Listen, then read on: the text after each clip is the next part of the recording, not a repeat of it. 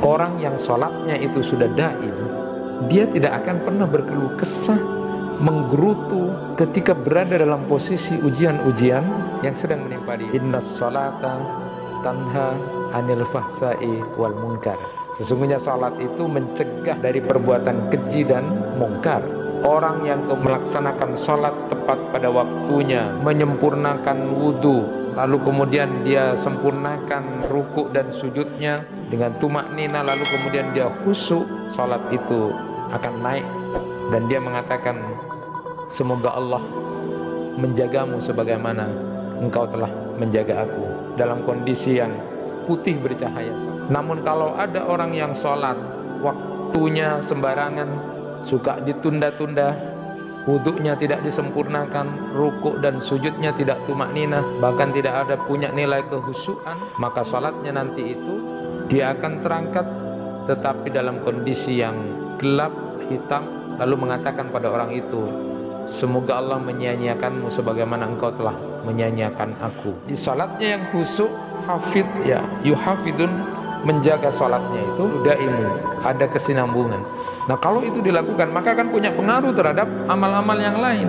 Dia akan menjadi orang tenang, dia akan mencegah dirinya dari perbuatan keji dan mungkar. Ketika sholat itu memang dilakukan seperti itu, maka tidak mungkin ada kontradiktif.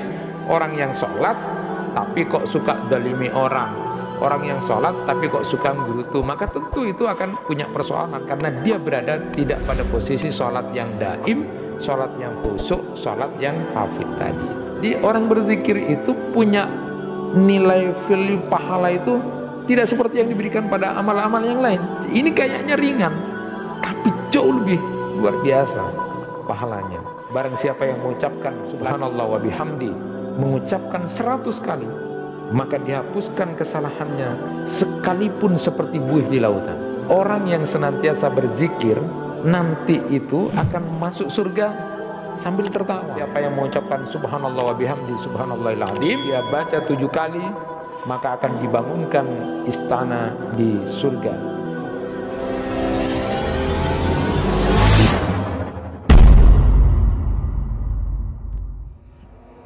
Assalamualaikum warahmatullahi wabarakatuh.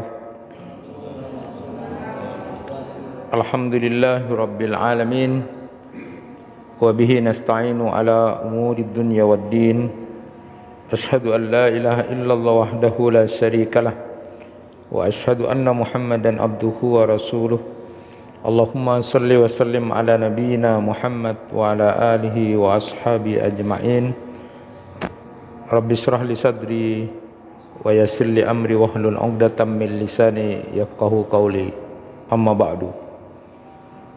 Bapak-bapak, ibu-ibu, jamaah kuliah maghrib yang dirahmati Allah, kita akan mereview kitab Al-Wabilus Sayyib Ibnu Qayyim Al-Jauzi tentang zikir dan manfaat-manfaat zikir. Tapi sebelumnya saya kasih pengantar dulu tentang salah satu hal penting buat kita, yaitu sholat. Bapak Ibu yang dirahmati Allah, Abu Hasan As-Sajili itu pernah suatu saat didatangi oleh rombongan para fuqaha, ya, orang-orang alim dari Iskandaria. Nah, orang-orang alim ini datang ke Abu Hasan Az-Zazili itu ingin mengetahui kealiman dari Abu Hasan Az-Zazili. Nah, ketika sampai di tempat beliau, lalu kemudian Abu Hasan Az-Zazili ini nanya. Dilihat dulu para tamunya itu, ditatap, lalu kemudian dilihat. Ini sudah sholat semuanya katanya. Ini sudah sholat semuanya. Lalu kemudian salah satu dari mereka mengatakan, apakah Tuhan melihat di antara kami ada yang tidak sholat katanya. Lalu kemudian Abu Hasan Az-Zazili membaca surat Al-Quran, surat Al-Ma'arij ayat 19 sampai 23 itu. Beliau lalu membacakan firman Allah itu, innal insana khuliqa halu'a idza massahu syarru jazua wa idza massahul khairu manu'a illal musallin alladzina hum ala salatihim daimun. Ketika dibacakan itu lalu kemudian, karena ini orang-orang alim sudah tahu artinya, buat kita sekedar artinya bahwa sungguh manusia itu diciptakan bersifat menggerutu, suka keluh kesah. Apabila ditimpa kesusahan dia lalu kemudian berkeluh kesah. Tapi kalau kemudian ditimpa kebaikan, diberikan kebaikan harta misalnya, dia lalu menjadi kikir. Kecuali orang-orang yang sholat, yang sholatnya itu adalah daim, dia berkesinambungan dan terus menerus. Jadi ketika ditanya oleh Abu Hasan Az-Zajili, para tamu itu, apakah anda selama ini merasakan tidak pernah berkeluh kesah? Ketika ditimpa begini menggerutu gitu kan. Terus ketika kemudian diuji dengan sesuatu yang baik, dapat harta, dapat nikmat, apa lalu kemudian sempat tertahan untuk tidak ngasih-ngasih gitu kan, jadi kikir. Terus mereka pada diam. Kenapa? Karena pertanyaan Abu Hasan Az-Zajili tadi kan, sudah sholat semua enggak gitu kan. Jadi kalau zahirnya sholat, tapi kalau di dalam ayat ini bahwa memang manusia itu punya bawaan menggerutu, keluh kesah, itu adalah bawaan manusia. Tapi orang yang sholatnya terus menerus, berkesinambungan dan konsisten, maka tidak akan begitu. Jadi dia akan menjadi orang yang tenang, nyaman, hatta pun kemudian diuji dengan sesuatu yang terasa mungkin sesuatu yang tidak nyaman atau tidak baik. Itulah kenapa lalu kemudian saya ketika ingat lagi bagaimana hadis-hadis Rasulullah SAW tentang sholat itu misalnya, dan ini sudah masyhur hadis ini, kemudian kita tahu bersama bahwa inna awwala ma yuhasabu bihil abdu yaumal qiyamah as-shalah fa in saluhat saluha lahu sairu amalihi wa in fasadat fasada sairu amalihi, rawahu Tabrani. Jadi sesungguhnya yang pertama kali akan dihisab nanti di akhirat itu sholat. Bila sholatnya itu bagus, maka seluruh amalnya akan ikut bagus. Tapi kalau sholatnya rusak, maka amalan yang lain juga akan ikut rusak. Inilah rahasianya yang baru kemudian saya tangkap. Oh iya, kok sebegitu pentingnya sholat itu menjadi awal yang akan dihisab oleh Allah, sampai amal-amal yang lain itu terikut. Kalau sholatnya baik, semuanya akan baik. Ada apa dengan sholat itu gitu kan? Seolah-olahnya kalau sholatnya bagus, maka yang kalau sholatnya jelek, maka amal yang lain juga ikut jelek. Padahal dalam kehidupan manusia kita sering melihat fakta yang berbeda. Ada orang sholatnya kelihatannya bagus, tapi kok dia suka nyumpah-nyumpai orang, menjelekin orang, pokoknya tidak sweet dengan akhlak misalnya. Lalu kalau kita kemudian melihat dari ayat-ayat Al-Quran maupun juga di beberapa hadis, ternyata memang inilah rahasianya kenapa kemudian sholat itu punya pengaruh terhadap amal-amal yang lain. Jadi kalau sudah bagus maka amal yang lain bagus. Di Quran surat Al-Ma'arij ini salah satu contohnya. Orang yang sholatnya itu sudah daim, ya, dia tidak akan pernah berkeluh kesah, menggerutu ketika berada dalam posisi ujian-ujian yang sedang menimpa dia. Baik itu ujian yang tidak nyaman, ya, ataupun kemudian diuji dengan sesuatu yang nyaman, dia tidak akan menjadi orang yang kikir. Bagi dia hidup itu menjadi tenang. Sehingga kalau dia sudah tenang, maka amalan-amalan lain juga ikut.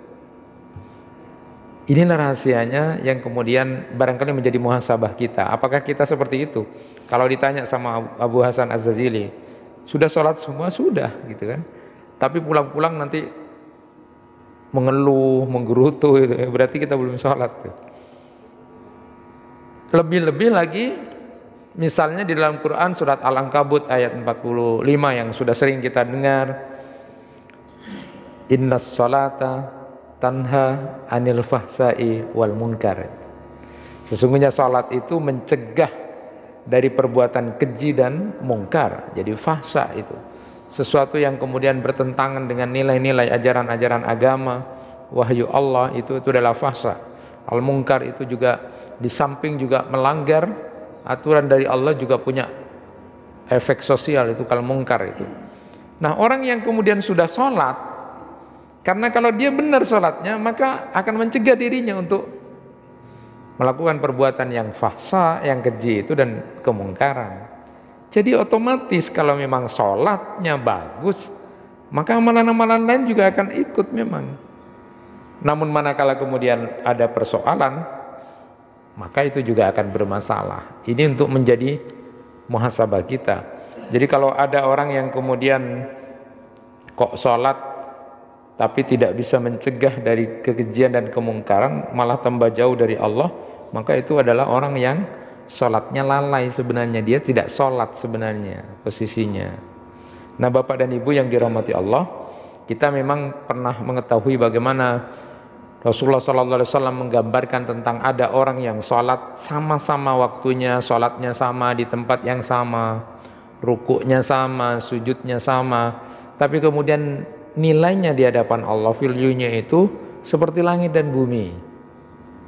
Nah, gambarannya itu adalah Rasulullah SAW memberikan gambaran orang yang kemudian melaksanakan sholat tepat pada waktunya, menyempurnakan wudhu, lalu kemudian dia sempurnakan rukuk dan sujudnya dengan tumak nina, lalu kemudian dia khusyuk, maka lalu kemudian sholat itu akan naik ke atas ya.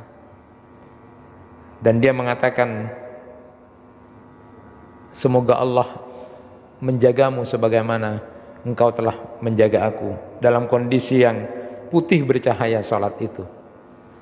Namun kalau ada orang yang sholat kemudian dia waktunya sembarangan, suka ditunda-tunda, wudhunya tidak disempurnakan, rukuk dan sujudnya tidak tumakninah, bahkan tidak ada punya nilai kehusyuan, maka sholatnya nanti itu dia akan terangkat tetapi dalam kondisi yang gelap, hitam, lalu mengatakan pada orang itu, semoga Allah menyia-nyiakanmu sebagaimana engkau telah menyia-nyiakan aku.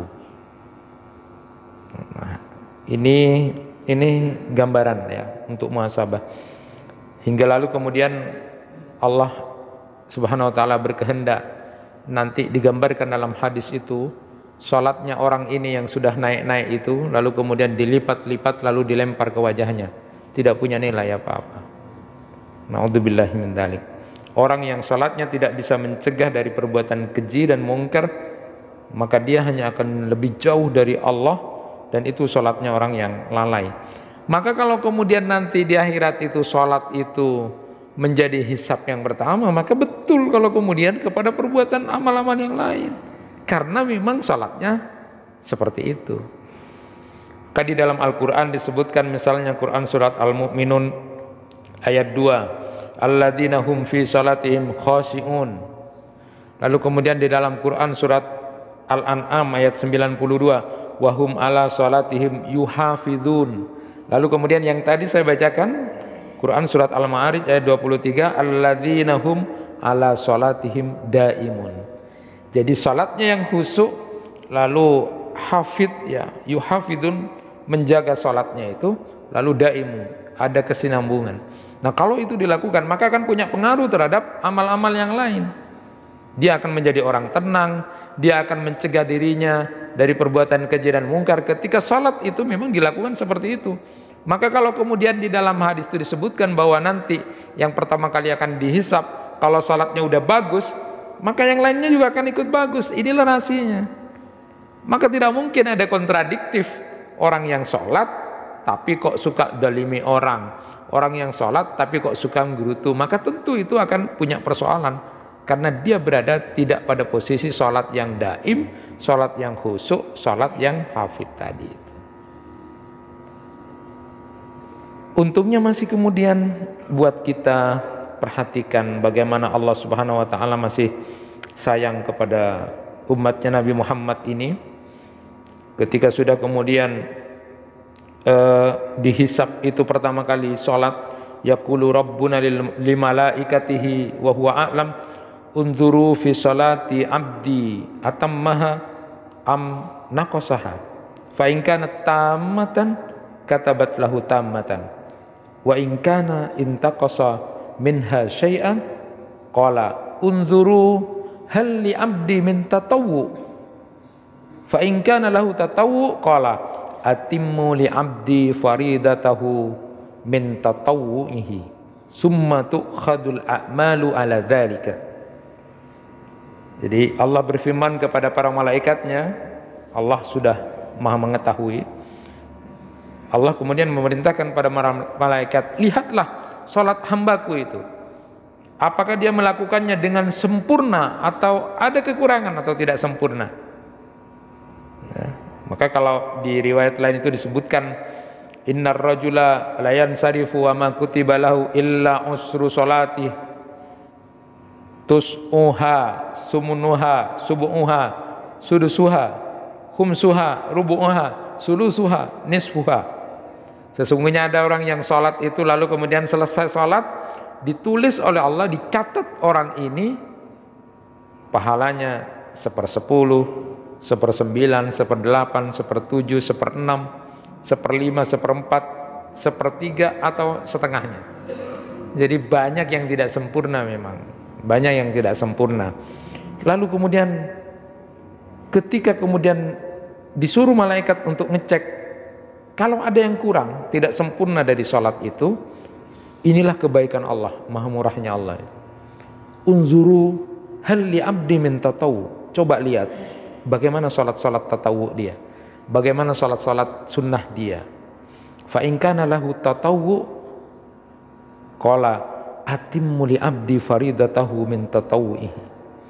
Jika kamu kemudian lihat dia itu konsis juga melakukan banyak sholat-sholat sunnah, maka lalu kemudian Allah berfirman, sempurnakan untuk hambaku sholat wajibnya itu dengan sholat-sholat sunnah yang dia lakukan. Subhanallah. Summa tu'khadul a'malu ala dalik. Lalu kemudian amal-amal yang lain juga begitu. Jadi inilah pentingnya kemudian saya menyampaikan di mana-mana untuk saya sendiri dan kita semuanya, ketika memahami hadis yang tidak sempurna sholat wajib yang kita lakukan itu yang cuma 1/10, 1/9, pol di sini disebutkan secara tekstual setengah saja dari sholatnya itu, maka perhatikan sholat-sholat nafilahnya. Jadi sholat nafilah yang utama itu rawatib. Jadi yang mengiringi sholat wajib sebelum dan sesudahnya itu, maka tidak boleh ketinggalan itu. Ya. Ada yang menyebutkan dalam satu riwayat 10 rakaat, ada di riwayat lain itu 12 rakaat. Jadi perbedaannya di waktu duhur saja. Ya, kalau yang 10 itu 2 rakaat sebelum duhur dan sesudah duhur 2 rakaat, tapi yang 12 itu yang 4 rakaat sebelum duhur dan 2 rakaat setelah duhur. Dan itu akan dibangunkan istana di surga kalau dia kemudian konsis. Nah, disuruh sholat tatawu'nya ini dicek. Dan Rasulullah juga tidak pernah meninggalkan sholat witir dengan sholat sebelum fajar atau sebelum subuh, sholat fajar itu.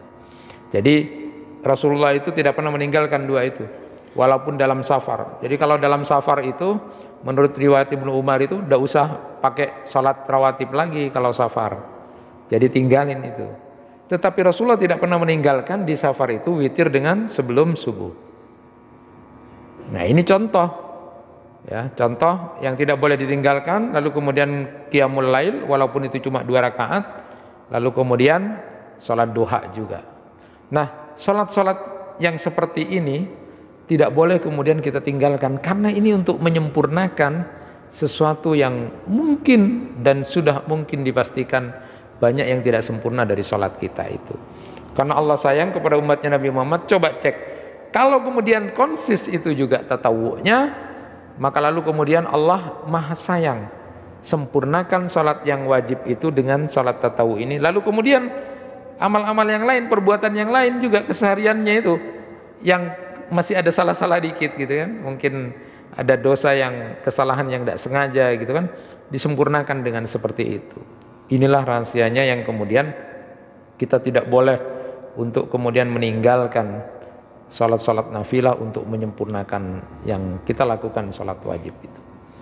Bapak dan Ibu yang dirahmati Allah, tentu semuanya termasuk diantaranya sholat yang sudah saya sampaikan ini bagian dari zikir kita kepada Allah, karena memang sholat itu juga adalah untuk mengingat Allah Subhanahu wa Ta'ala, yang secara khusus kemudian akan saya review kembali, dan ini sangat penting buat kita semua apa yang ditulis sampaikan oleh beliau Ibnu Qayyim Al-Jauzi dalam kitab Al-Wabilus Sayyibnya ini. Jadi yang pertama, ketika beliau menjelaskan tentang pentingnya kenapa kita harus berzikir kepada Allah Subhanahu wa Ta'ala, riwayat At-Tirmizi an Abdullah ibn Bisr anna rajulan qala ya Rasulullah inna abwabal khairi katsira wa la astati'ul qiyama bi kulliha fa akhbirni bi syai'in atasabbatu bihi wa la tuksiru alayya fa ansa. Dari Abdullah bin Bisr bahwa seorang laki-laki bertanya, ya Rasulullah, pintu kebaikan itu banyak, saya tidak bisa melaksanakan seluruhnya katanya, maka beritahu aku, kasih tahu aku sesuatu yang aku ketahui, tapi jangan banyak-banyak agar saya tidak lupa katanya. Jadi di riwayat yang lain itu disebutkan inna syara'i al-islam qad kasurat alayya wa ana qad kaburtu fa akhbirni bi syai'in atasabbasu bihi wa la tuksir alayya fa ansa. Jadi di dalam riwayat yang lain itu disebutkan orang ini mengatakan pada Nabi, syariat Islam itu banyak, sedangkan aku sudah tua nih, sudah tua. Bukan berarti amalan ini cukup untuk orang tua saja, enggak ya, yang muda enggak, bukan. Tetapi orang ini kebetulan datang kepada Rasulullah, saya ini sudah sepuh ya Rasulullah, jadi kalau mau mengingat-ingat banyak pesan itu enggak kuat, itu memorinya sudah banyak lupa. Jadi nasihati aku sesuatu yang tidak banyak-banyak, tapi aku bisa kemudian ingat itu dan aku lakukan. Lalu Rasulullah SAW menyatakan, la yazalu lisanuka radban bidzikrillah ta'ala. Berusahalah agar lidahmu itu senantiasa basah dengan zikir menyebut Allah Ta'ala. Nah, ini yang kemudian dijadikan hadis oleh Ibnu Qayyim itu untuk betapa pentingnya zikir itu. Karena memang sudah di dalam ayat-ayat Al-Quran itu masalah zikir itu harus banyak ya. Beda kalau amal itu yang bagus amalnya, berkualitas. Tapi kalau khusus zikir ini memang disebut yang banyak ya. Ya, disebutkan misalnya di dalam Quran surat Al-Ahzab ayat 41, ya ayyuhalladzina amanu dzkurullaha dzikran katsira. Jadi memang hai orang-orang yang beriman, berzikirlah dengan menyebut nama Allah itu sebanyak-banyaknya. Jadi kalau khusus zikir itu memang harus banyak ya. Kalau amal itu yang ahsan, yang bagus, yang berbobot, yang berkualitas ya. Tapi kalau zikir ini memang diperintah untuk banyak. Ya ayyuhalladzina amanu idza laqitum fi'atan fasbutu wadhkurullaha katsiran la'allakum tuflihun. Surat Al-Anfal ayat 45. Di dalam ayat yang lain juga disebutkan wadzakirinallaha katsiran wadzakirat. Laki-laki yang banyak mengingat Allah, berzikir pada Allah, dan perempuan yang juga banyak menyebut nama Allah. Banyak sekali di dalam ayat-ayat Al-Quran yang kemudian menggambarkan bahwa perintah tentang berzikir ini harus banyak. Kemudian juga hadis Nabi SAW, Mu'adz bin Jabal berkata, saya bertanya kepada Rasulullah SAW, ayyul a'mali ahabbu ilallah azza wa jalla, qala antamuta walisanuka radbun min dzikrillahi ta'ala. Amalan apakah yang paling dicintai oleh Allah ya Rasulullah? Itu pertanyaan dari Mu'adz bin Jabal. Lalu kemudian beliau menjawab, engkau meninggal dunia sedangkan lidahmu basah dengan zikir menyebut Allah. Mudah-mudahan kita bisa seperti itu, meninggal dalam keadaan lidah kita berzikir kepada Allah Subhanahu wa taala. Masyiral muslimin rahimakumullah, sampai dalam musnad Al-Musnad itu diriwayatkan secara marfu, aksiru zikrallahi ta'ala hatta yuqal majnun. Perbanyaklah zikir kepada Allah Ta'ala hingga kamu dikatakan seperti orang gila. Karena banyaknya zikir itu, walaupun tidak harus ditampakkan. Nah, ini yang kemudian menarik. Ketika beliau sudah menjelaskan tentang zikir itu, pentingnya zikir dari ayat-ayat Al-Quran maupun hadis-hadis Nabi SAW, lalu memang ketika beliau menyampaikan manfaat-manfaat zikir itu, ini yang paling banyak. Ini luar biasa, mungkin kalau kita hitung-hitung paling berapa gitu ya. Tapi kalau Ibnu Qayyim itu sampai sekitar 100-an. Lalu di kitabnya ini disebut 73 keutamaan atau manfaat zikir, dan itu luar biasa kalau dibahas satu-satu itu. Tapi tidak mungkin saya bahas kesemuanya, saya ingin sampaikan saja beberapa saja, 8 mungkin ya. Tetapi ini menjadi penting untuk kita. Apa manfaat zikir itu? Dari 73 yang beliau sebut di dalam kitab ini, dan cukup banyak itu kalau kemudian kita jadikan referen kita ya. Pertama, zikir itu menjadikan senantiasa kita diingat oleh Allah Subhanahu wa taala. Jadi bukan cuma kita mengingat Allah, tapi dengan zikir yang kita baca itu kita akan diingat oleh Allah Subhanahu wa taala. Betapa bahagianya kalau kita diingat oleh Allah Subhanahu wa taala. Fadhkuruni adzkurkum. Karena itu ingatlah kamu kepadaku, kata Allah, niscaya aku ingat pula kepadamu. Jadi katanya para ulama itu, andaikan zikir itu manfaatnya cuma itu saja, cuma diingat oleh Allah, maka sudah cukup. Maka sudah cukup untuk merupakan sebuah kemuliaan dan kehormatan. Cukup keutamaan zikir Allah sudah bisa ngingat kita, itu sudah luar biasa itu ya. Makanya Nabi SAW dalam riwayat dari Rabbnya, man dzakarani fi nafsihi dzakartuhu fi nafsi, wa man dzakarani fi mala'in dzakartuhu fi mala'in khairin minhu. Barang siapa yang mengingatku di dalam batin, niscaya aku mengingatnya di dalam batin. Barang siapa yang menyebutku di hadapan sekelompok orang, niscaya aku juga menyebutnya di hadapan sekelompok makhluk yang lebih baik daripada mereka. Jadi ini manfaat yang pertama. Jadi kalau kita zikir itu, kita diingat oleh Allah, itu utama sudah. Jadi kalau tidak ada manfaat yang lain selain itu, sudah begitu sangat cukup gitu.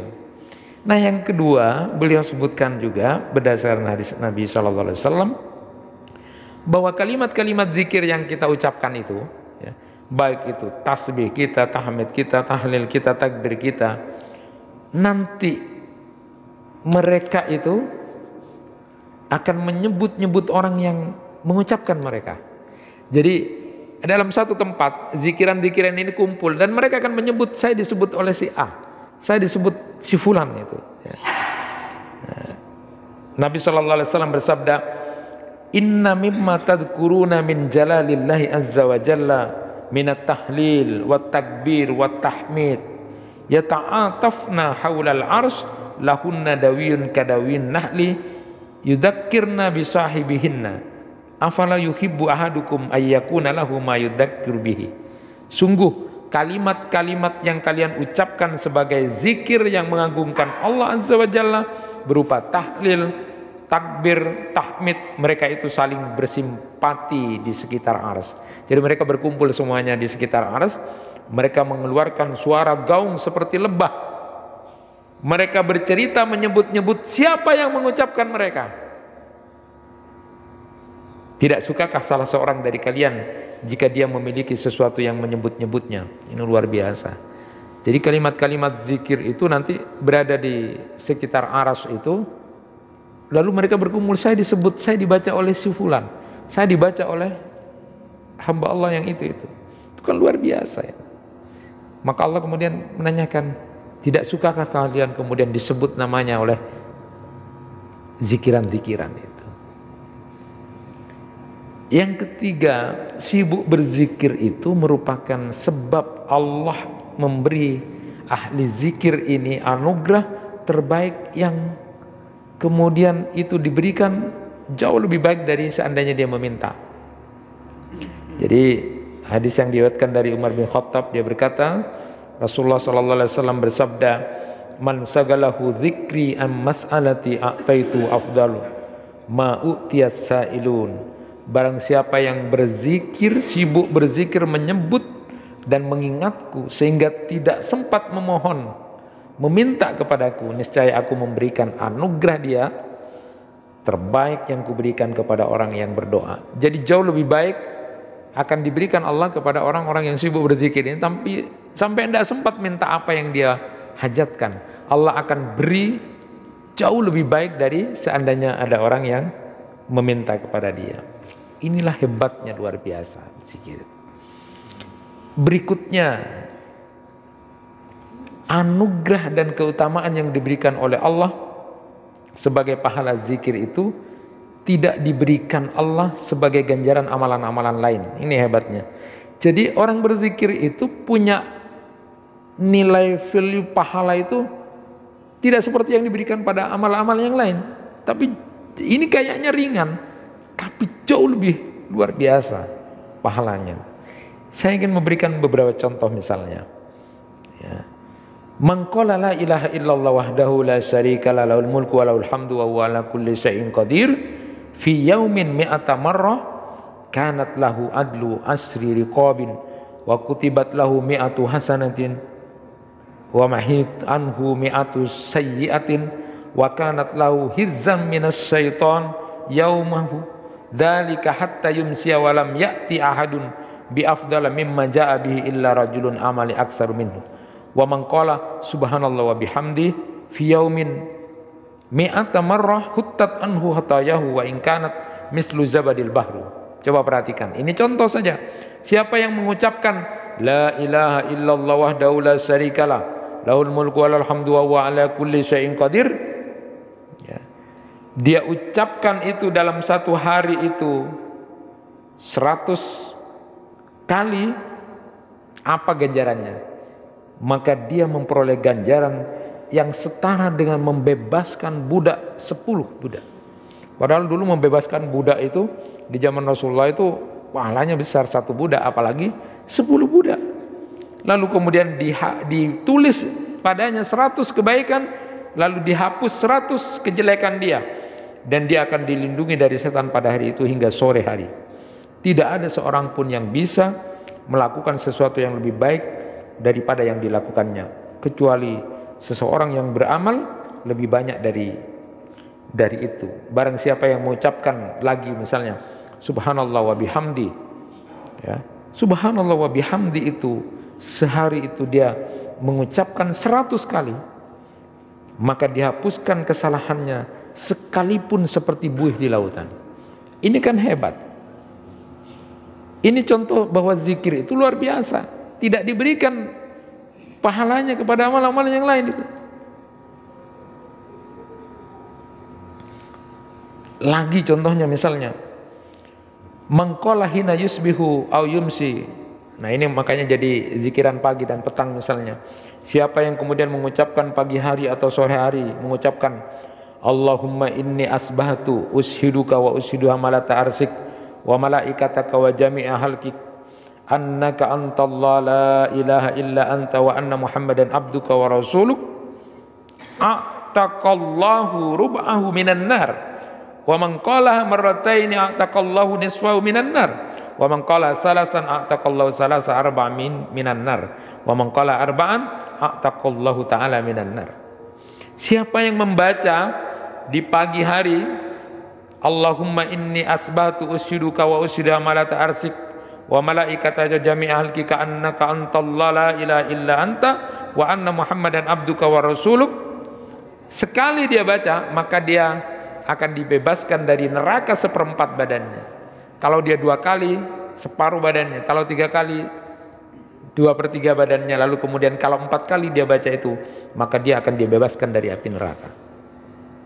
Ini kan hebat. Tapi mampukah kita mau mengamalkan itu? Ya, sempatkah? Jadi inilah kenapa kemudian kayaknya sederhana, tapi ini tidak diberikan pada amal-amal yang lain. 4 kali membaca itu sudah dibebaskan dari api neraka. Contoh lagi saya berikan ini. Man dakhala suq, ini sering saya sampaikan ini.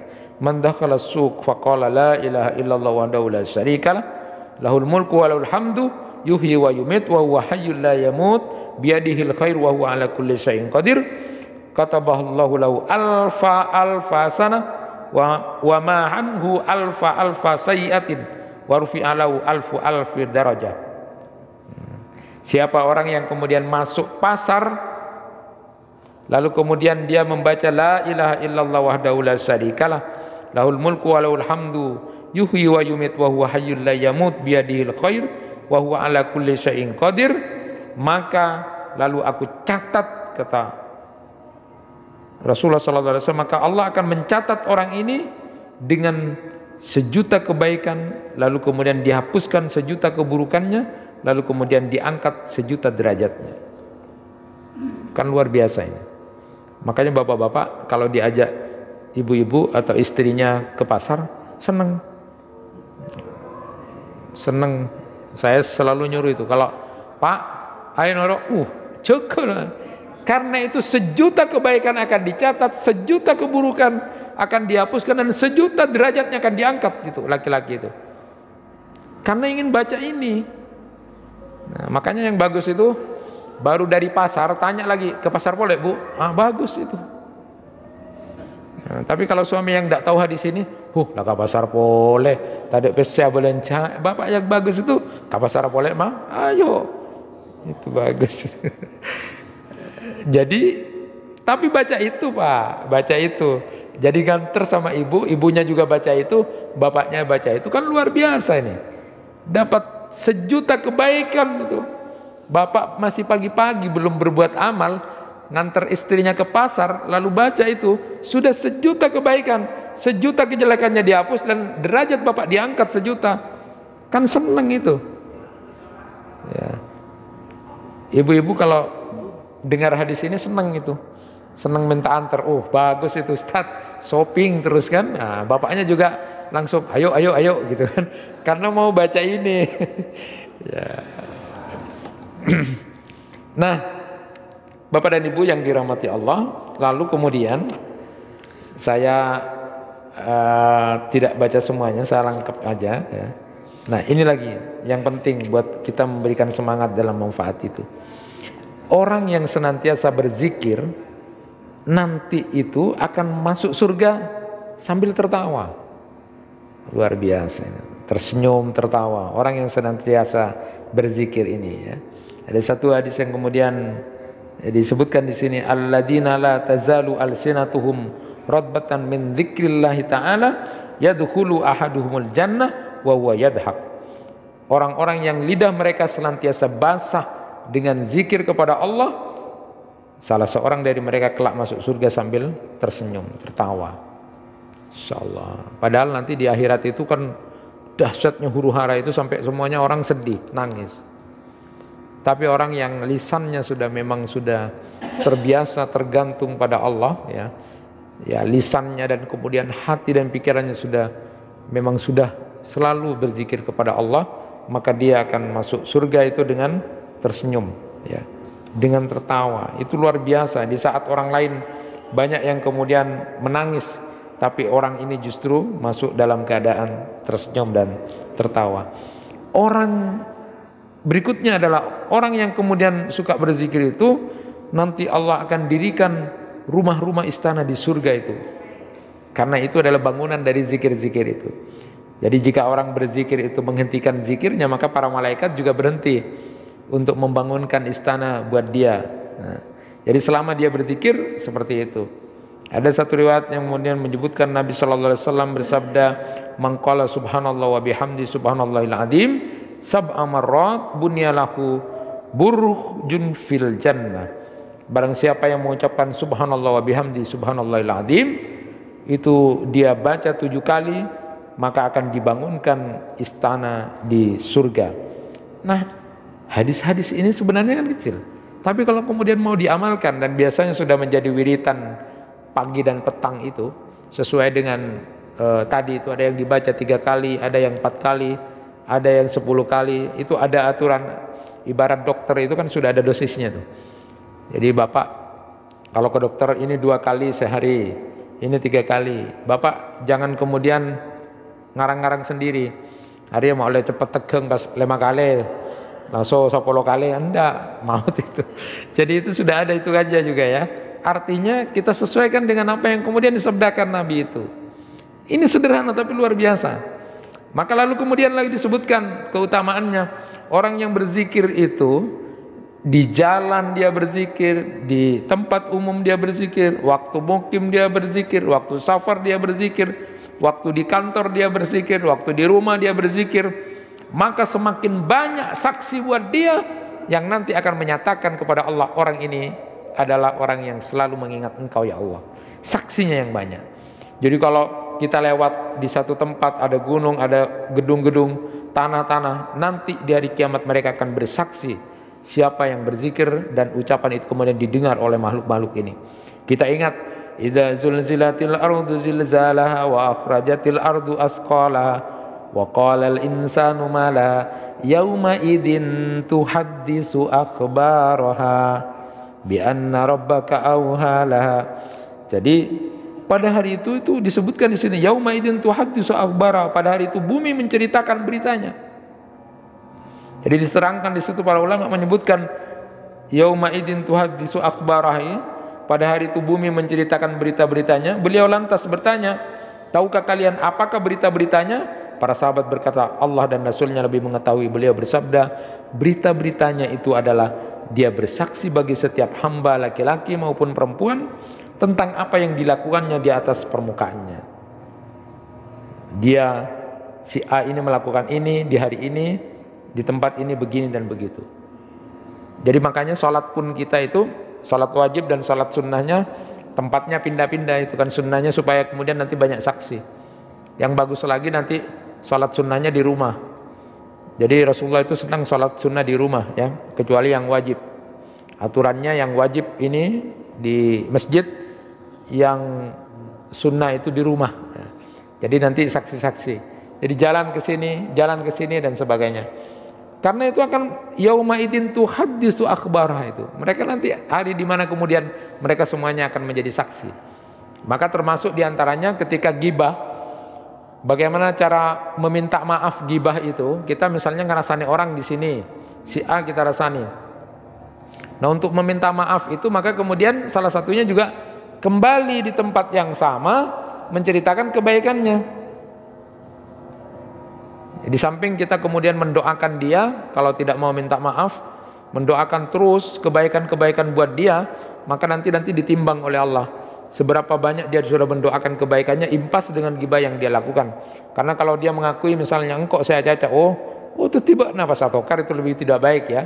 Jadi biarkan, jadi bisa dibalas dengan mendoakan kebaikan buat dia. Lalu kemudian ceritakan yang baik-baik di tempat kita menceritakan yang jelek itu. Sehingga nanti yauma idzin tuhaddisu akhbaraha itu saat mereka kemudian tempat-tempat itu menjadi saksi, kemudian Allah juga mendengarkan itu. Oh, seperti itu. Inilah rahasianya kemudian kenapa luar biasa zikir itu diperlu dan tidak boleh berhenti kita selalu baca. Dan terakhir beliau di puncak keutamaan manfaat zikir atau keutamaan zikir yang ke-73 ini, beliau menyampaikan hadis yang cukup panjang tetapi tidak saya bacakan, tetapi ini penting sebenarnya untuk kita ketahui. Hadis ini insya Allah kita sampaikan pada berikutnya. Jadi hadis ini berbicara tentang amal-amal yang kemudian bisa menghalangi kita dari kegelapan-kegelapan akhirat, yang kemudian ditulis oleh Al-Hafidh Abu Musa Al-Madini itu dalam kitab At-Targhib fi Syalil Munjiyat minal Kilalil Mardiyah. Itu menjadi kitab yang kemudian membahas amalan-amalan yang bisa menyelamatkan kegelapan dari akhirat itu. Nah, salah satunya di sini disebutkan bahwa Rasulullah SAW pernah kemudian melihat dalam mimpi beliau ketika bercerita kepada orang-orang yang ada di Sufa pada waktu itu, yaitu ada orang yang sudah dikepung oleh setan-setan. Jadi setan sudah mengepung dia. Jadi sudah tidak ada gerak lagi jalan, tetapi kemudian datanglah amalan zikirnya itu jadi berwujud ya. Datanglah amalan zikirnya itu sehingga kemudian setan-setan itu kemudian menyingkir dari diri orang ini. Jadi sebenarnya untuk menghindarkan diri dari setan-setan itu adalah seringlah berzikir kepada Allah Subhanahu wa taala. Contoh satu saja sebelum kita akhiri, misalnya mangqala yakni idza kharaja min baitihi bismillah tawakkaltu 'ala Allah wala haula wala quwata illa billah yuqalu lahu kufita wa hudita wa wukita wa tanahha anhu syaitan fayaqulu li syaitanin akhar kaifa laka birajulin qad hudiya wa kufiya wa wukiya. Siapa yang keluar rumah mengucapkan bismillah tawakkaltu 'ala Allah wala haula wala quwata illa billah, maka lalu kemudian setan mengatakan maka lalu kemudian Allah mengatakan kepadanya engkau telah dicukupi, diberi petunjuk dan dilindungi. Lalu setan lalu kemudian menghindarkan dirinya. Lalu berkata kepada setan yang lain, bagaimana kita bisa menggoda orang yang sudah diberi petunjuk, diberi kecukupan dan dilindungi. Artinya zikir ini memang betul-betul salah satu di antaranya kalau di dunia ini adalah menghindarkan diri dari godaan-godaan setan, karena kita banyak berzikir kepada Allah Subhanahu wa taala. Itu yang bisa disampaikan, mudah-mudahan bermanfaat. Karena ini masa tenang jadi harus tenang-tenang, zikir-zikir saja.